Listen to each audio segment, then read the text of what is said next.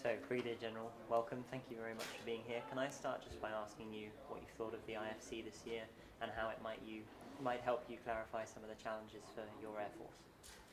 At first, it's my honor to be here because I think that is a very important conference, not only for me but also for other participants, because we are able to share our experience, our knowledge, and we are able to see what exactly the company is prepared for us for the future.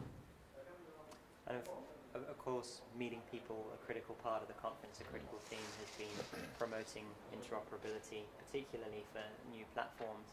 As a representative and officer of the Czech Air Force, do you have a particular thought on the future of interoperability and how it might be improved for air forces?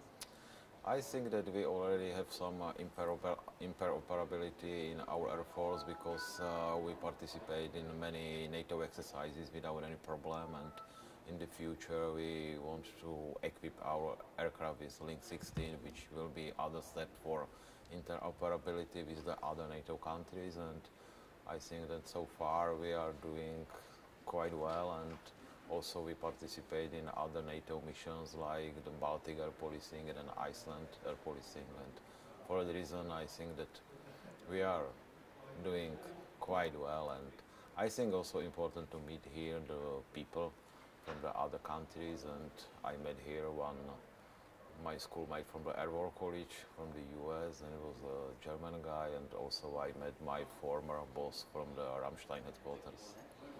It's very nice to see them after a while.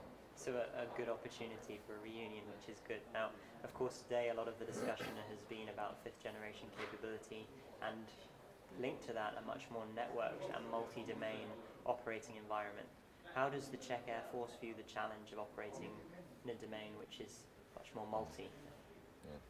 For us, I think it should be quite challenging because we don't think about the 5th generation fighter so far, and because we have the contract for the Gripen for additional 10 years, and I think that in maybe 5, maximum 7 years, we have to start to thinking about replacing our supersonic aircraft. But I'm not able to say you if there is a 5th generation aircraft like the F-35 or any other supersonic aircraft.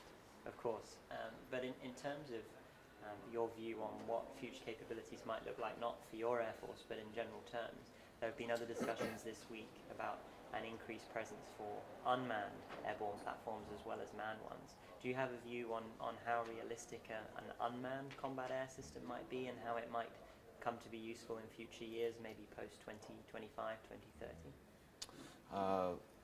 Now, it's already have some unmanned platform in the world, and they are using in some operation, and I think that is the future.